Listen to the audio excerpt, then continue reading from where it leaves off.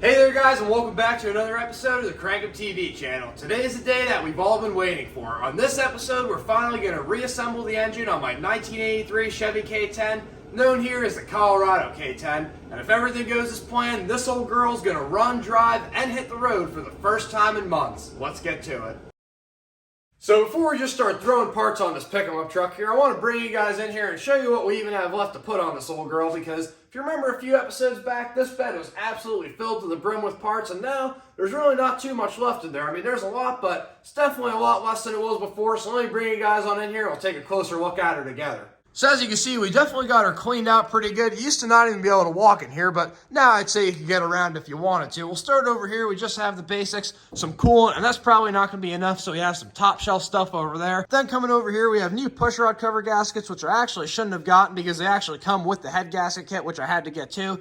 Then we've got a chrome thermostat housing unit here, just in case we want to fancy her up a bit. Brand new thermostat and PCV valve to suck out all the blow-by. Coming over here, we got some spark plugs. I believe there's a cap in here, rotor over here, and spark plug wires. We got our used carburetor that we're just going to try to throw back on, and maybe we'll clean her out a little bit. I'm not too sure yet. Then we've also got an upgraded fan for this old girl. The stock fan only has 3 blades, and this one here has 5, so hopefully this keeps her nice and cool and prevents us from having to do a head gasket again. Coming over here, we've got another preventative head gasket measure, which is just this little temperature gauge I got, since the stock one in there doesn't really work too well, and I want to be able to make sure that we're not, putting her all the way in the 280 range. We also have our AutoZone tachometer here, so we'll finally be able to see our rip'ems when we're going down the highway, which I was kind of curious about. Then we have some used belts over here that I still have to bring to the parts store and size up for new ones. We also decided to paint our push rod covers and our valve cover just to make them look a little nicer and add a little fancier touch to her. We also have a brand new used radiator for the old girl, and I know you might be saying, Crank Up TV, why are you putting a used radiator in the truck when everything else is brand new? Well,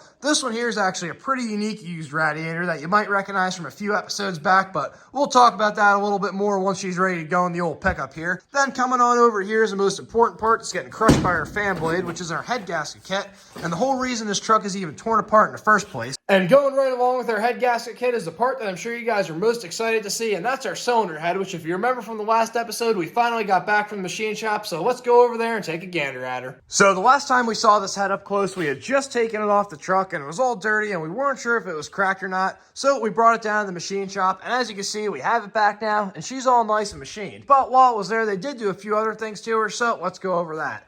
The first thing they did was they gave this old girl a nice little bath in the hot tank, because if you remember, this lifter valley was pretty dirty and just filled with gunk. And if you can help it, you really don't want that running through your motor. So they got her all nice and cleaned up for me. The next thing that they did is they ran this head through a pressure tester just to make sure it wasn't cracked, since when you overheat a motor, there's always a chance that you crack a head, or in some severe cases, maybe even a block. But luckily the head was fine, which is really good, because originally when I first brought it in, I actually thought it was cracked, since we saw like little grooves in between the area on the combustion chambers there. We thought that was a crack in the head, but after further inspection, we think that this head was off before, and someone, while they were trying to put it on, accidentally scratched the head against one of the dowel pins on the block. Just for anyone who hasn't seen what those are, I'll flip the camera around to show you really quick. So these are those dowel pins I was talking about. As you can see, there's one right there in the front of the motor and one a little bit more towards the back of the engine there. And what those do is they help you line up the cylinder head when you're placing it on the block, but if you move it around too much, it could wind up gouging the head, and that's what we think happened right over here. But luckily during the machining process, I took all those gouges out. And that brings us to the third and final thing they did at the machine shop, which is getting this head decked. And this is also where a little bit of the performance comes in. When I first brought this head to them, they actually told me that it was warped a little bit, which is not too uncommon when an engine overheats, that it might warp the head a little bit. But what that means is that this mating surface is no longer perfectly flat, and in order to make it perfectly flat, they have to deck it or take some material off. And in this case, they told me they had to take off about 5 to 10 thousandths off this head here just to make it perfectly flat again. But here's where the performance aspect comes in. The more you take off the head, the smaller your combustion chambers get, which in turn raises your compression and gives you more power. Now, while this head was at the shop, they actually went ahead and took off a little bit more than just to require 10 thousandths. They took off about 25 thousandths on this head here, so we should be getting a bit more power out of the little 250 inline six. Now, it's not going to be anything crazy. From what I've been told, the extra compression will add about 5 to 10 more horsepower, which is not a lot, but for a motor that only makes around 115 from the factory, well, every little bit helps. Now, in order to use that power, we have to get this head bolted on the truck. So enough of me talking here, let's get to doing that. Now, before we just go on ahead and slap this head on that engine block, we have to make sure that the mating surfaces on both are nice and clean. Otherwise, there's a chance that this head gasket won't seal right, and we'll be doing this all over again, which wouldn't be too fun. I also want to clean up some other stuff on this head that the hot tank couldn't take off. Like there's a little bit of buildup on our valves, and right over here where our intake and exhaust manifold gaskets go, it did leave a little bit of grease there. So in order to clean those areas up, we just have a little wire wheel here on a drill, and we're not going to go crazy with this here. We're just going to lightly run it against the valves, and that should get everything nice and cleaned up and good to go to slap on the motor.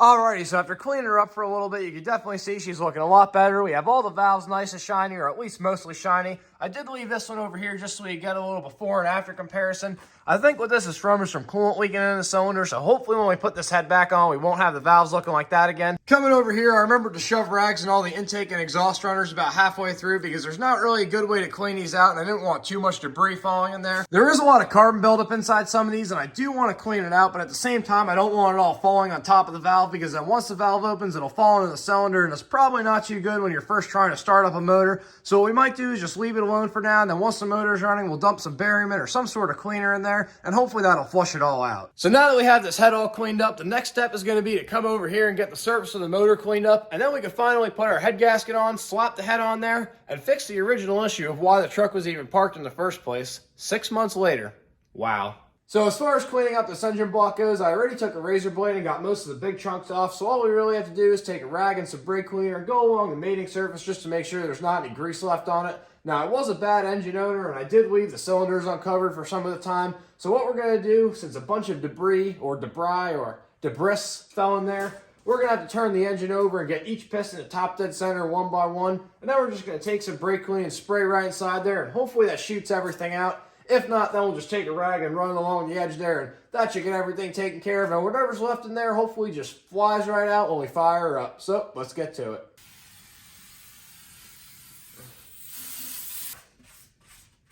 I guess I shouldn't have left it uncovered with no oil on it for that long. Probably wasn't such a good idea.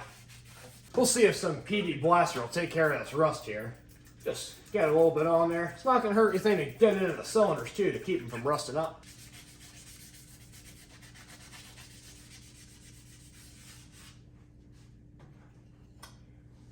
Well, she seems to be a little more in the advanced stages of rusting, so we might just have to get our resurfacer out and take care of this the professional way. Alrighty, so now that we have our Dollar Tree resurfacer here, we're just going to go along the top of the block and try to get some of this rust out because there's actually a lot more here than I originally thought.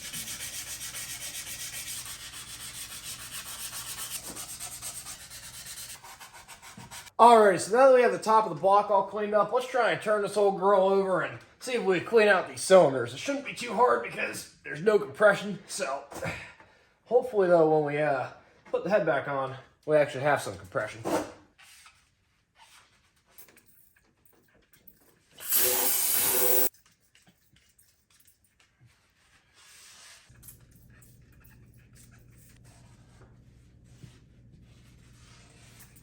There we go.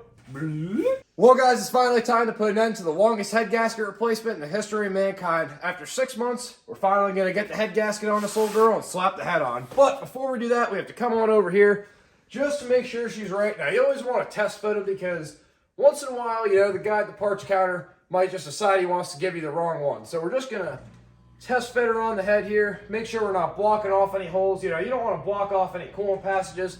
And then you wind up thinking you didn't even put a head gasket in there, she's overheating so bad. So this one actually looks pretty good. Nothing's really blocked off. So let's come back on over here and put her on. Alrighty, let's see. Hopefully she fits on here too. I should double check this actually. Yep. Watch, I'm gonna break it now. Boom. Oh no. Well, she's a little bent, but hopefully she bends back into shape once I slap the head on. Alrighty, the moment of truth is finally here. It's finally time to plop the head on this motor, but since it's pretty heavy to lift up by myself, we're gonna have my friend John bring it in for us because he's a lot stronger than I am, and why do the work myself when he can do it for me? Alrighty, so let's see if we can set her on the dowels here and not scratch it up completely. Oh, there we go. Did it really go on that easily? Yeah, I'm in. Wow, what the heck? Wow, that's the fastest anything's ever gotten done around here. Normally that would have taken like 6 weeks if it was just me. But she is finally on there, so let's go get these head bolts and we'll start torquing them down. And then hopefully it seals. Probably not, but we'll see. Time to return to your new homes, guys. Or old homes, actually.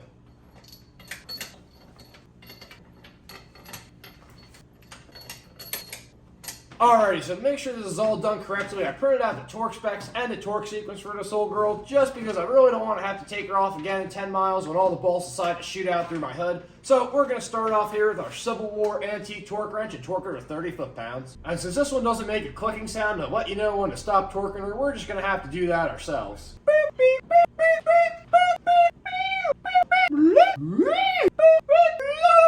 Alrighty, so for the second part of the torque sequence, the book says to torque them down to 60 foot-pounds, so we're going to move up in the times a little bit, and now we're going to use our AutoZone torque wrench. This one should actually click for us a little bit, so we won't have to make the noises ourselves.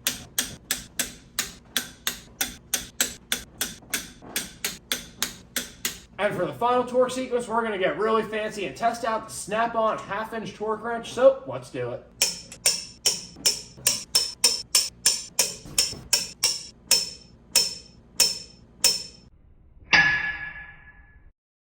Well, fast forward a little bit, the old 250 is actually looking a little bit more like an engine now. We have the valve cover on and the push rod covers. I also put this little water neck extension on it the inline sixes have. I think for the next step, what we're going to do is throw the intake and exhaust manifold on. So I got the mating surface there all cleaned up, and I have the intake and exhaust manifold sitting here on the floor, and she's all nice and cleaned up too, so let's get to slapping her on there. Now, they do say you're supposed to separate the intake and exhaust before putting it on here and then put them on separately, but one of the studs is broken off in the exhaust manifold. I really don't want to mess with that, so we're just going to do it this way. See how she does. All right, here. Just gotta step it on the fuel lines. Calm her down. Oh, just gotta get her nice and lined up here. Oh, there's one. Gonna get 2, 3, 4. Wow. I think that's why you're supposed to separate them, because now it doesn't want to. We're just gonna get a hammer. A little bit of love it over here. I think she's good. Well, it's the day after the next, but we have all our front accessories hooked up, so we are making progress on the old girl. I think it's finally time to start getting our cooling system installed, which I am super excited about, because we have some major upgrades in that department that should hopefully prevent us from shooting any more head gaskets out the side of the block. So let me bring you guys in here and show you what we're working with. Alrighty, so here's the setup we're working with for our radiator and fan shroud. Now, if you remember what the old setup looked like, I'll throw a picture of it somewhere up on the screen here. But we had no fan shroud, and the radiator was in terrible shape, and it was pretty small too, so there probably wasn't much airflow going through that radiator, and even if there was, it probably wasn't enough to keep the engine cool with how bad a shape the radiator was in. But as you can see, this radiator is a lot bigger, and this is actually out of that big block Suburban that me and my friends revived as one of the first episodes on this channel. So if you want to see where this radiator came from and see a big block Suburban come back to life, I'll put a link to that video somewhere up here if I can figure out how to do that. We also have the fan shroud out of that same truck, so we should be drawing tons of air and cooling power to this little inline 6 here. And I know some of you guys might be saying, well, that's a little bit of overkill, but I'd rather have it too cool than too hot, because like I said in the first episode with this truck, I would like to try towing with it, because they did put these motors in dump trucks and whatnot, so it would be kind of cool to see how she does. We also have an upgraded 5-blade fan and a heavy-duty fan clutch 4, which is a lot better than the old stock 3-blade one. Like, look how tiny that thing is. That couldn't even keep a go-kart cool. Alrighty, let's see if we can get this old girl in here without breaking anything. Oops. She is pretty heavy. We'll say. Good thing we don't have the fan on there. Oh, calm her down. There we go. Wow, beautiful. She seats right on in there. Well, I think that's about where she's gonna sit. So let's get our top fan shroud piece thingy holder on here, and then we should be able to let it go without it crashing through our fan pulley and destroying absolutely everything. Nope. And for the final piece in our radiator assembly, we have to get our fan shroud and fan clutch installed. And since this radiator is so much bigger than stock, I had to get one of these low profile fan clutches, and this one here is made by a company called Heidlas. It's meant for exactly this application where if you're putting a bigger radiator in something and your stock fan won't fit, they give you one of these here low profile units and should just plop right in there. I already test fit this, so I'm thinking it'll go pretty good. Now I'll get some blue Loctite on these here fan clutch bolts to make sure the fan doesn't fly off and come through the hood. Alrighty. Well, we got our cooling system all hooked up, so let me bring you guys in here and show you what we have going on. We have two brand new heater core hoses going to our brand new heater core, so hopefully they don't leak. We have a brand new upper radiator hose, new thermostat and thermostat gasket, a brand used lower radiator hose off of the old radiator, because after I made about 60 trips to the auto parts store trying to find a hose that fits here, turns out that if you just cut the stock factory one, she works in here just fine, so we're going to leave that there. And the only problem that we had with all this here is this belt right in here, which is our power steering belt. He looks like he might be rubbing a little bit on the water pump pulley, but there's not really anything I could do about that because no matter how I move this power steering pump bracket, it still wants to rub on that water pump pulley. So what I'm hoping happens is that it just eventually self-clearances and everything should be all right with that. But what I want to do now, since there's really not much left to do on this old girl, is go underneath the cabin, just finish up everything that has to be finished up underneath there. So exhaust, changing the transmission fluid, and giving her an oil change. And then after that, we'll come back up here, button up the rest of this stuff, like putting the carburetor on our ignition system, and then it'll finally be time to fire up this old pickup and see her hit the road. You see, the smart thing to do would probably be to do the hardest thing first, but since we don't do smart things on this channel, we're going to do the easiest one first to start with our oil change, since there's probably about 5 gallons of PB Blaster and coolant mixed in with it, and that's not too good when you're trying to fire up a freshly rebuilt engine. Let's see. Here we go, and oh, it's like brand new because I just changed it before it was parked. Oh my goodness. There is a lot of coolant in there, actually. There's like a little green stream. It might be kind of hard to see, but there's like a green stream right in the back coming out of there, so definitely a good thing we changed her. Well, let's get some oil on the old girl here. I went with this STP stuff because it was cheaper, and I figured if she doesn't run, at least we didn't spend too much money on oil, and if she does, we could always drain it out after 500 or 1,000 miles and put some better stuff in there, but this STP stuff probably isn't too terrible, so let's see how she likes it. Drink up, old hoss. Oh, yeah. Well, we're back underneath the old K10 here to change the fluid in the SM465, and as you can see, she's never leaked any oil in her entire life, and neither has the motor, so she should be plumb full with goodness. Now, when you're changing the oil in anything, whether it's a rear or a manual transmission, you want to make sure that your top drain plug breaks loose first here, because if you break the bottom one loose and drain all your fluid out first and your top one snaps off, well, now you're stuck with the vehicle on jack stands in your driveway, and although we might be used to that around here, you don't want to have that happen to you when you need her the next day to go to work or, you know, go to your sister's graduation or maybe even your mom's wedding. You never know. What kind of goodness do we have going on inside of here? Whoa! Look at that. It's like brand new. It still like has a brownish color to it. What the heck is on my leg here? Oh, my keys. Oh yeah, the lovely smell of gear oil. Well, I think we're finally ready to start putting some gear oil in the old girl, and I got this here 85W90 because that's what the old SM465 takes, but you want to make sure that you have this here GL4 edition because apparently there's brass inside these transmissions, and if you get the GL5, it'll damage that brass inside there, and I've heard it won't shift right, so just to play it safe, I got the old GL4, and these bottles even come with this little feeder tube on them, so let's get to pouring them in there. Sorry you guys can't really see this too well, but she's in between the frame rail there, and it's kind of like bottle feeding a baby, except a big, metal, greasy baby that drinks 4 quarts of oil. Oh, drink it up, son. So for the exhaust system on this old girl, we're keeping things pretty simple. What we have here is a fully welded 2.5-inch exhaust, starting out with the factory piping, then coming right on down here to a knockoff eBay Flowmaster Super 10. But luckily you shouldn't be able to tell the difference when you're cruising down the road at 55 miles an hour, and hopefully she sounds a lot better than she looks because some of these welds are, well, about 20 footers on a good day. Well, it's kind of hard to see, but we've got to try to feed the exhaust up through here, so let's see how she goes. CJ's up there on the top, and he's going to grab the flange. Well, we kind of got her up there. We got to put some silicone on there to make sure she doesn't leak because she's a donut gasket, and apparently these leak all the time. So we got a nice bead going, and we should be good to go. Just popped out the one side. Undo that side.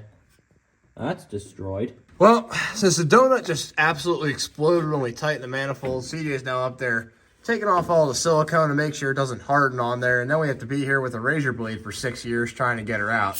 What do you think of this situation, CJ? If I said it, you would get banned from YouTube.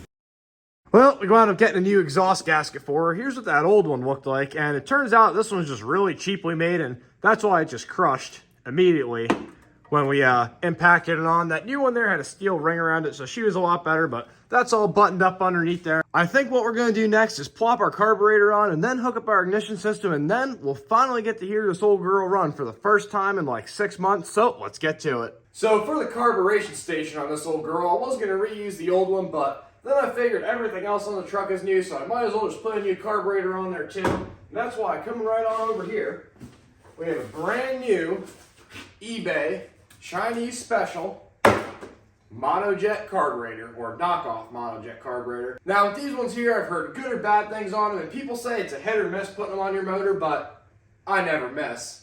So hopefully when we plop this old girl on there, she does pretty good. It had decent reviews online. They were probably all written by the company, but if it doesn't do too good, we could always plop the original monojet on there, and then we have to figure something out, because this one is pretty worn out, even though it will still work, as you can hear. She kind of sounds like a turkey call now, so I'm sure it either needs to be rebuilt, or we'll just have to find a better brand of carburetor. But enough of me talking here, let's get to plopping this old girl on, and hopefully she fires right up. Alrighty, so let's get our gasket on here. Hopefully this one seals up. It feels kind of cheaply made and has this like film over it, but maybe that's what it's meant to have on it. You'll never know.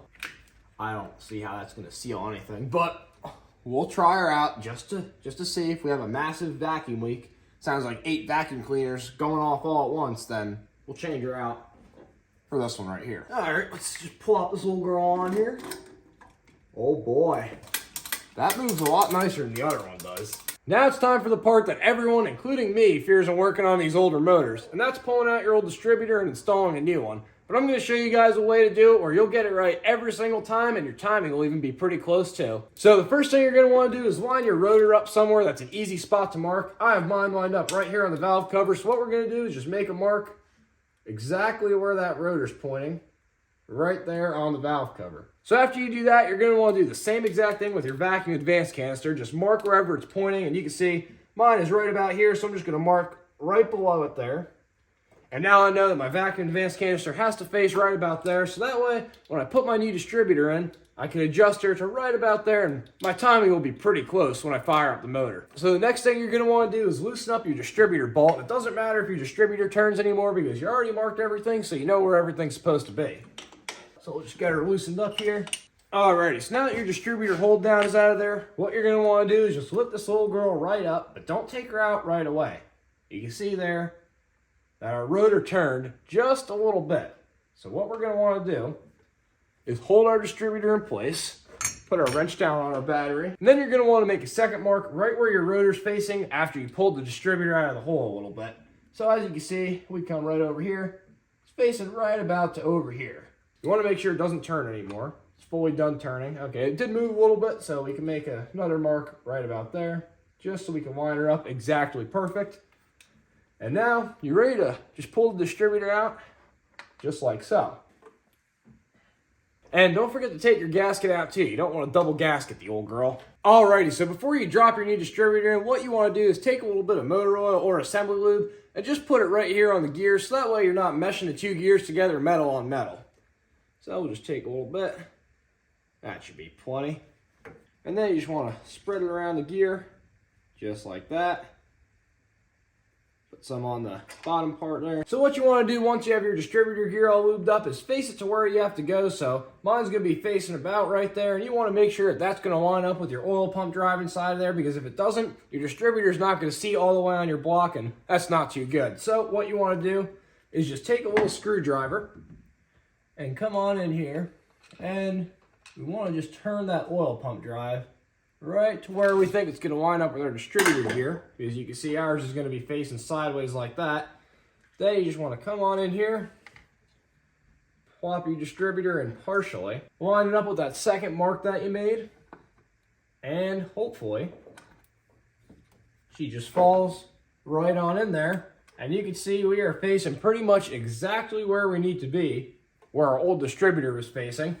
And now all you have to do is adjust your timing right to where you made that second mark on your coolant hose or wherever you guys might have made it. And then you'll be pretty much good to go. Now you may have to adjust your timing 1 or 2 degrees, but it's way better than having to turn the motor over to the #1 pistons on top dead center and verify you're on the compression stroke and all that stuff. So if you already have a distributor in your motor, this is the easiest way to do it. What I'm gonna do now is pop this rotor off so that way I can lubricate the springs and weights inside of there, because I always hear these GM HEIs are notorious for having sticky weights and springs, so we just wanna make sure we're all good to go in that department. Well, they do already have some grease on them, it looks like, so, and they're moving pretty free. So I think we might be good to go. We'll just throw a little dab of silicone on there, make sure they're fully lubed. Put a little bit right in the center there, and some on the mating surface of the weights. There we go. Well, I put the rotor back on, the weights are moving freely, so I think we're good to go here. Let's get the rest of this ignition system buttoned up and we can finally fire up this old pickup truck for the first time in months.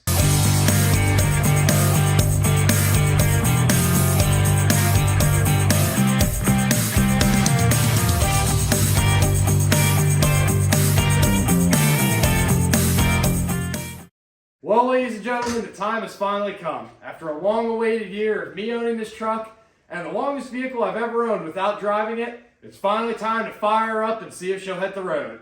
So we're going to do a few test procedures to make sure she's all good to go. We're going to check for fuel. Then we're not going to check for spark. We're just going to hope it has spark. John's in the cabin to crank her over. Let's get to it. Alrighty, let's check and see if we have some fuel here. John, crank her over. If we hear any bad noises from my poor valve adjustment, just stop. Go ahead. You have to hold the clutch in. Ready? Yep.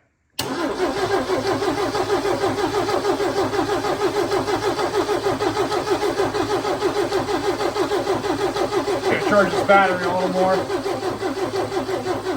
Oh no. Alright, stop. What? Oh, really? Yeah, we need to check for oil pressure too. Dang it. Alright, this battery is like pretty weak. We need to definitely get a different battery in here. Alrighty, well, we've got a second battery hooked up, as you can see over there, so hopefully that's enough crankerage to crank her over. Go ahead, John. Give her the goods.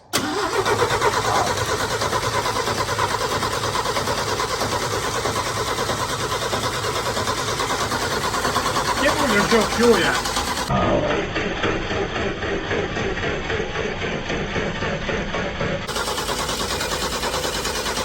Hopefully our fuel pump's still good. Any oil pressure? Yep, you're good on oil. Okay. Well, we still need fuel, so keep her going. The brake part's funny. Oh yeah, on a fresh start, that's what you want to do.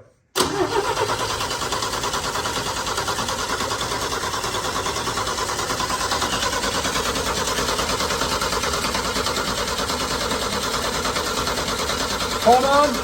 Oh, yep. We've got fuel with some particulate in it, even though there's like a brand new 1,000-mile filter on there. That's okay though. We got fuel, so we have oil pressure. If everything else is right, she should fire up. Hopefully I adjusted the valves correctly. That's the part I'm most nervous about because I've never adjusted valves before. But enough of me talking here. Let's drink some fuel and fire this hog up. Alrighty, so we're gonna pour a little bit of gas in the carburetor just so she fires up, since we now have fuel coming out, just so it gets the bowls filled up. And John, if you hear, like once she fires up, if you hear any like severe clacking or knocking, shut her down. We're just gonna put a little bit of 2-stroke in there to help lubricate the top end on her. Oh, that's more than I intended, but we'll put a little more. Okay. All right, she should immediately fire up. If it runs, John, just no. All right. Hang on 1 second.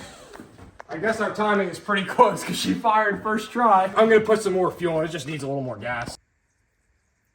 Now he's getting good with the pouring. Oh yeah. You're smoking. Where? Oh, that's just the exhaust. Oh, I was gonna smoke I thought that was coming from the interior. I was like, Yeah, John, if you see anything under the dash burning too, shut her down. Shut her down. All right. We're leaking fuel badly. Hang on. All right, guys, we're gonna have to figure out this fuel leak here. So let's take a commercial break. We'll see you in a little bit. I'd say a residential break. Yeah, maybe a residential. Maybe a mid-grade, like, building break. So A subcontract. We'll take a subcontracting break. and we'll see you in a little bit.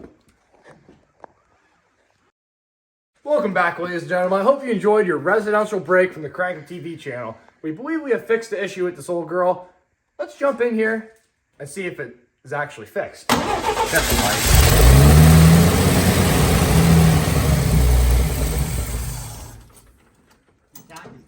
Crank her again.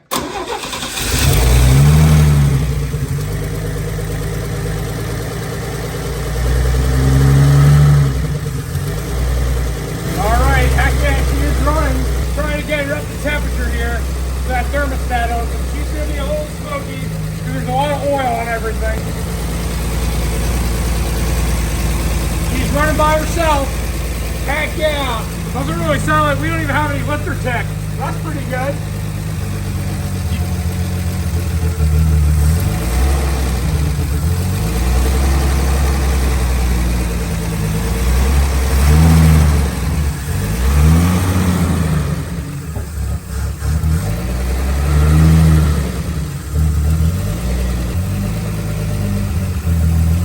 Whoa! Maybe a little bit of timing issues there. We'll definitely have to get the timing light out and see what's going on with her. Might be a little too far advanced. She is running though, and I would like to keep it running just so we can warm her up, get her up to temperature, burn off all the exhaust oil and whatnot. Let me see if we can fix this tack issue. I'll be right back. Well, it's now the next century. It's actually been quite a while since I last recorded that first start footage on the old Colorado K10, but we had to shut her down that night because I just could not figure out why this truck did not want to stay running. Every time I'd let off the throttle, just wanted to die on me, and that night I just had no idea what was going on, and it was getting pretty late, so I figured let's just shut her down and I'll come back to it eventually. And now here we are about 8 million years later, but we did get her figured out, and it actually turns out I wound up diagnosing the problem before it even happened. So let me flip the camera around here and I'll show you guys what I'm talking about. So remember when we were putting the carburetor on this old girl and I said, this cheap Chinesium gasket that comes with our cheap Chinesium carburetor does not look like it's going to seal very well. Well, I wound up spraying some brake cleaner on the base of the carburetor, and when I did that, RPMs just shot right up. So I took the old carburetor gasket and wound up slapping him back on there. And if you remember how this old girl was running before, well, take a gander at this. When we hop inside the cab here, you know, kind of get a little clutch action going, turn our key, and this little girl now fires right up, and she runs pretty darn good. Doesn't sound too bad for an old 6 in a row ready to tow. Well guys, after 8 million years, or at least it feels like 8 million years, the old Colorado K10 is finally running pretty good. Shouldn't sound half bad either, might I add. Now, there are a few different ways I was thinking of ending today's video, but that was until my friend John, which is the one who was here the night we were trying to get this old girl running, told me that he also got his Squarebody Chevy running and put back on the road. So I figure, what better way to end the video with 2 running Squarebody Chevys than to take them both down to the local drag strip and see which one's faster. So ladies and gentlemen, without further delay, and before this old girl decides she wants to brake again and be put back in the garage, let's take her down to the track and see what she can do in the quarter mile. Well, here we go, guys. After a long-awaited year and me taking way too long to complete this truck, it's finally time to hit the road with the old girl. So we got our helmet to go down the track, and let's not forget to put our seatbelts on here, you know, safety first in this old girl here. Alrighty, let's see how she does. It definitely feels a lot different with the new interior than it did when I first drove this old truck. So let's put her in reverse. Let's try not to hit anything here. We'll start her out in granny low this time, just like we did when we first test drove this old girl. There we go. See how she does here. Oh yeah, and just like I remember, nice and slow here. About 2,000 RPM and barely above 5 miles an hour. Oh, down, right down in the first there. Now we're picking up some speed.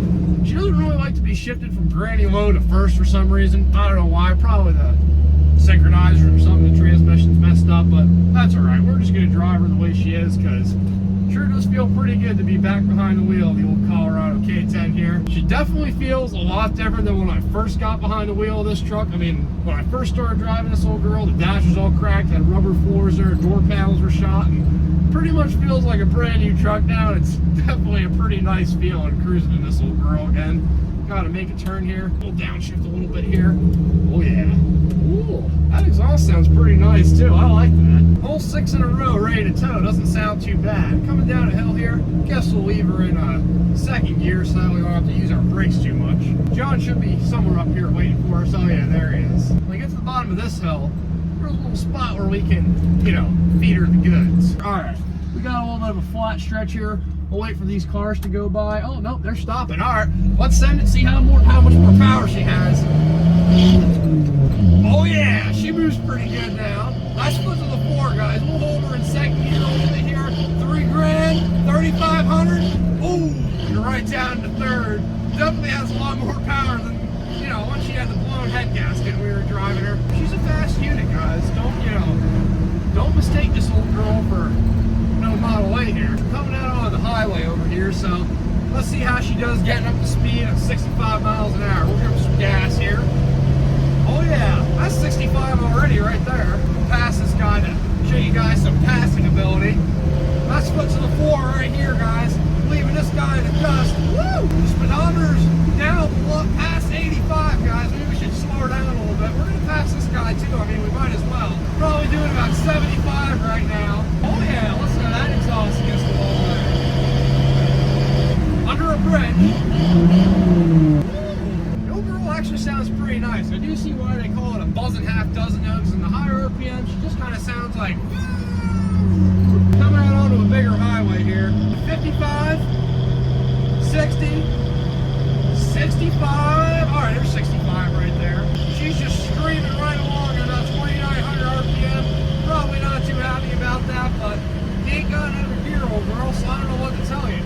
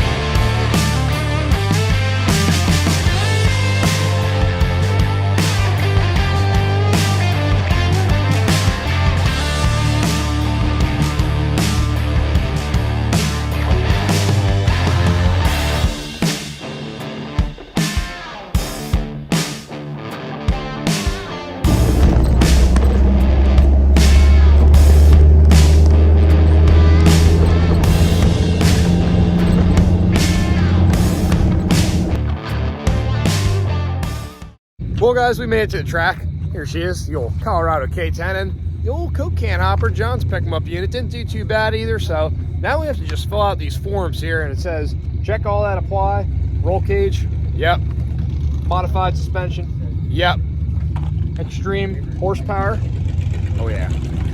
Well guys, we gotta go over to the tech booth to get teched in. I completely forgot about that, didn't even know, so let's see if this old girl passes.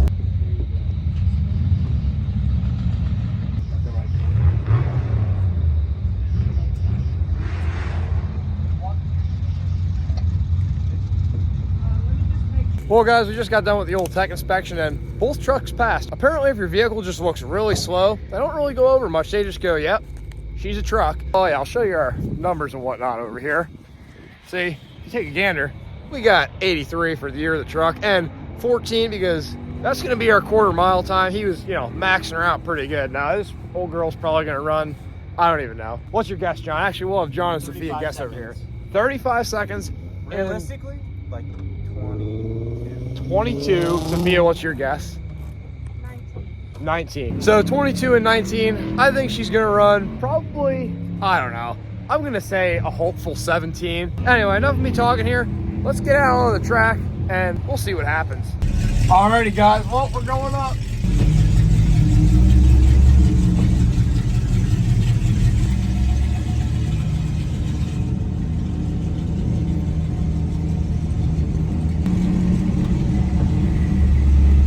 This is my first time doing this, so how far up do I have to go?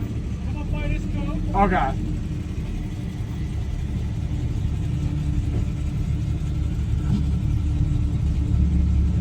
That's the starting line right there Okay. where those metal cans are. A couple inches. Wait right there for a second. Now watch the lights on top until you get the second pair lit. Okay. A couple inches, it's only a few inches. Roll your windows up. Alrighty. Go on the third floor. We're giving her all she has, guys. Here we go. Second gear. Oh, come on, old girl. You can do it. Tagging her up, tagging her up. We don't want to blow her. Here we go. Right down in the fourth. Oh my gosh. Come on here. Woo!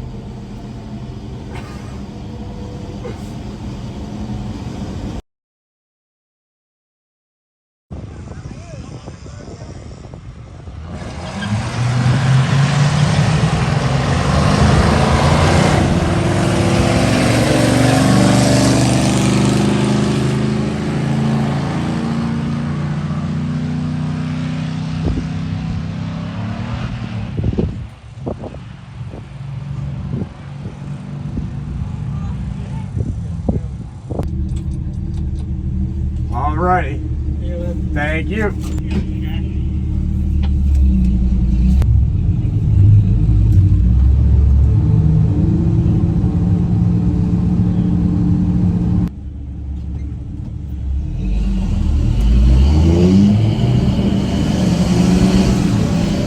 Oh, come on!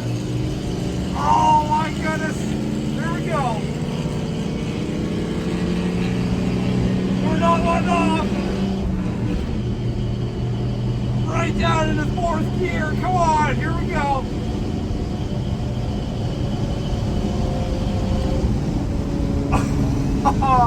Heck yeah. That was all she had, guys. I did not let off that time at all.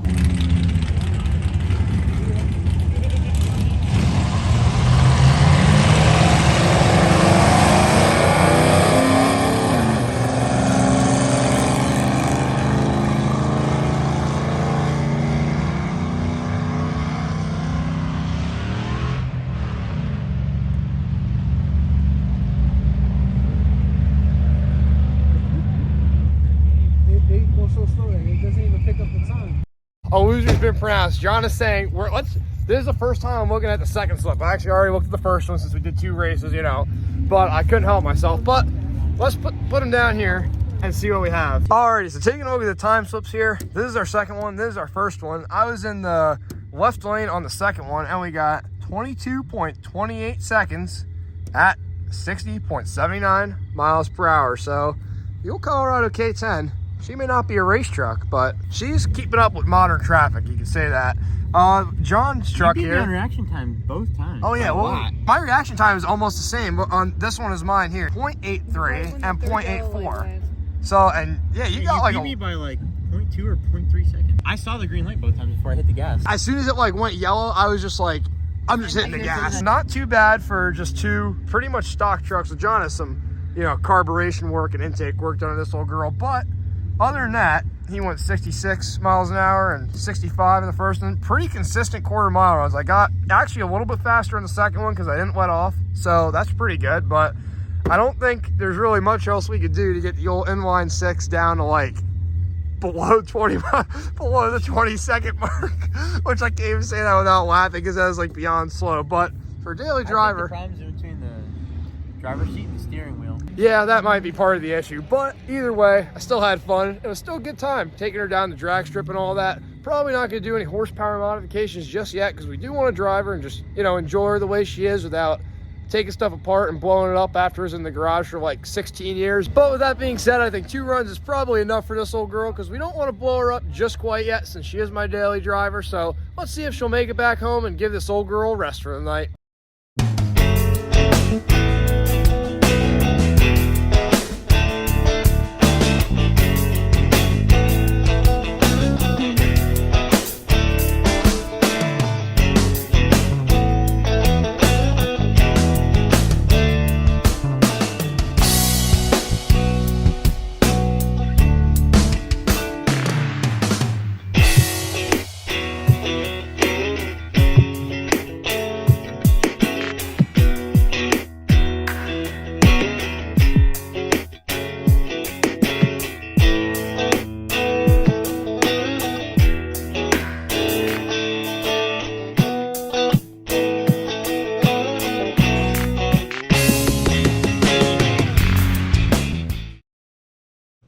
you have it, guys. After taking way longer than it ever should have, the old Colorado K10 is finally running, driving, and back on the road where she belongs. Now, in between the time of me filming at the drag strip and now, I've actually been daily driving the truck, and so far she hasn't given me any major issues, so I have to say that I'm pretty happy with the way this old pickup turned out. Now, before we end today's video, there are a couple things I want to go over involving the channel. First of all, I want to say a huge thank you to all the people that have continued to subscribe to the channel and like, share, and comment on the videos, even when there hasn't really been any content for the past few months.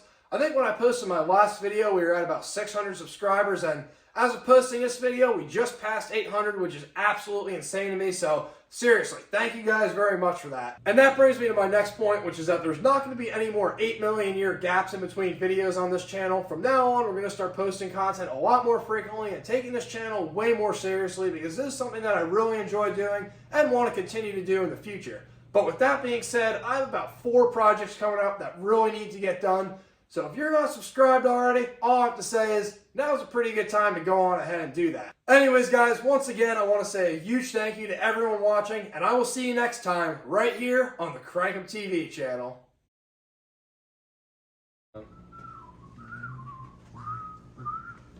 Kick off your shoes and throw them on the floor. That's how I should say, well, kick off your shoes in, throw them. Ow! And that shelf comes up fast. Oh, yeah. Come on, gotta go. 1 minute. Faster, son, faster. I can tell time's running out. No.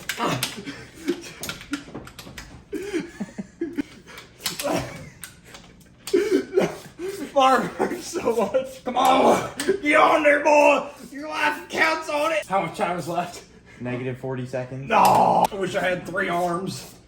Well, 4. I need 4 arms. Get it. 4 arms. So what's our time? 3:20. Come on, there's no way I took 3 minutes. Oh my gosh. Well, guys, we're applying for the NASCAR pro teams right here. It is my application video. John, is this enough? Is this play? Okay. Mm-hmm. That's your click. Yeah, I'm just gonna.